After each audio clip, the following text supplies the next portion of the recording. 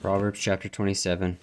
Boast not thyself of tomorrow, for thou knowest not what a day may bring forth. Let another man praise thee, and not thine own mouth, a stranger, and not thine own lips. A stone is heavy, and the sand weighty, but a fool's wrath is heavier than them both. Wrath is cruel, and anger is outrageous, but who is able to stand before envy? Open rebuke is better than secret love. Faithful are the words of a friend, but the kisses of an enemy are deceitful. The full soul loatheth an honeycomb, but to the hungry soul every bitter thing is sweet.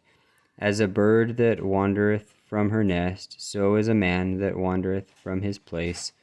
Ointment and perfume rejoice the heart, so doth the sweetness of a man's friend by hearty counsel. Thine own friend and thy father's friend forsake not, neither go into thy brother's house in the day of thy calamity. For better is a neighbor that is near than a brother far off.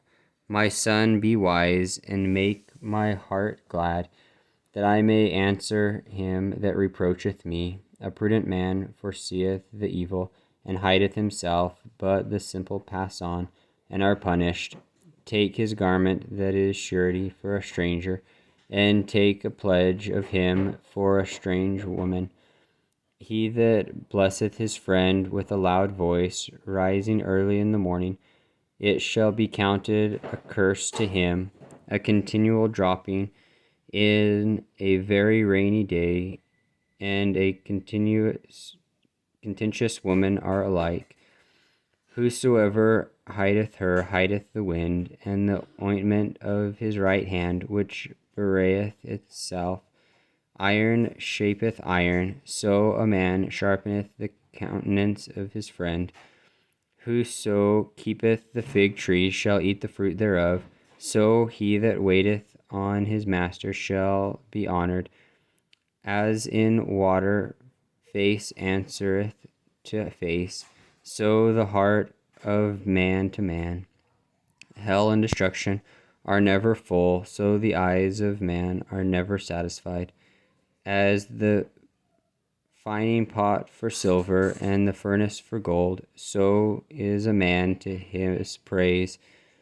Though thou shouldst bray a fool in a monter among wheat with a pestle, what will not his foolishness depart from him?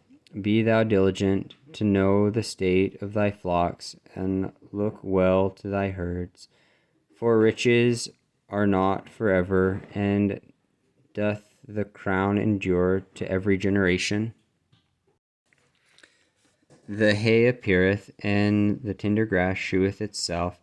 The herbs of the mountains are gathered.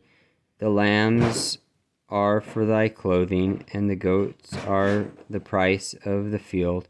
And thou shalt have goat's milk enough for thy food, for the food of thy household, and for the maintenance of thy maidens.